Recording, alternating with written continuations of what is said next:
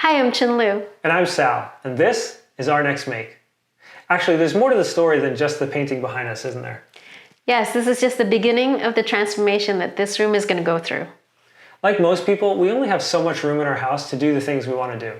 That's why we're going to convert this guest room into a multi-purpose room. Over the years, this room has undergone a lot of transformations. When we moved into this house, we converted the space into a playroom bedroom for our sons, complete with a treehouse bunk bed with a slide and even a rock wall.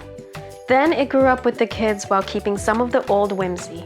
And more recently, it was a study hall for remote learning and still occasionally a guest room. At this point of our life though, we need this room to pull double duty. 95% of the time, we need it to be the Our Next Make recording studio, where we can brainstorm and plan our projects, and then do all the things necessary to bring content to the channel. And for the other 5% of the time, this can be a cozy bedroom for our guests to enjoy. To figure out how to pull this off, we jumped into HomeByMe to help us visualize the room in 3D. This free browser-based tool from Dassault Systèmes is really easy to use. It lets you design interior and exterior spaces and completely furnish them. HomeByMe lets me frame out the walls of the room to the exact dimensions. Then I can add in some doors and windows to complete the room layout. With some quick searches, I can add in a light, bed, wall decoration, and furniture. To really help me imagine how the space will feel like, I can set up a photorealistic rendering.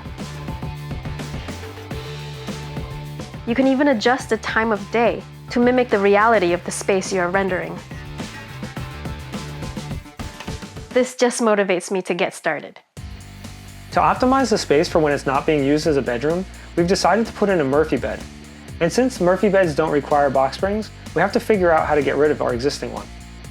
Instead of throwing it in the trash, we break it down into its components and recycle what we can.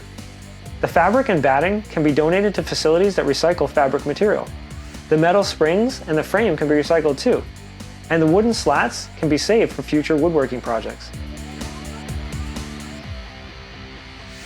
Back in the room, we prepare the walls with a few coats of fresh paint. To add some interest to the room, we decided on an accent wall. I wanted to put in some rolling hills with gradual cool tones of blue to purple, but it looked a lot better in my head than it did on the wall. So I scrapped the two-color gradient and leaned into a more blue palette with sharper peaks and higher contrast layers. To create the tones I needed for the layers of landscape, I mixed the two chosen wall colors in various ratios. One tip when mixing colors, try to stay with the same brand, type, and finish. Another tip to keep in mind, it's easier to add a darker color into a lighter color to creep up on the exact tone. As for painting style, if you're looking for a smooth transition between the colors, keep the edges wet so that you can blend the two tones as you paint. If you're looking for a cool texture like these rocky facades on the peaks of the mountain, try dabbing off most of the paint from the brush and drag the brush across the wall surface.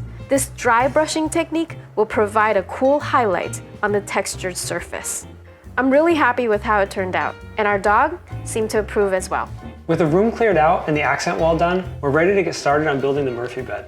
And we have a ton of other ideas for how to build out the space. We have plans for some cool lighting, collapsible furniture, decorations that's going to provide some soundproofing. We can't wait to get started on this large project. And we hope you follow along with us as we design and build out this entire room. Until next time, we'll see you on our next make.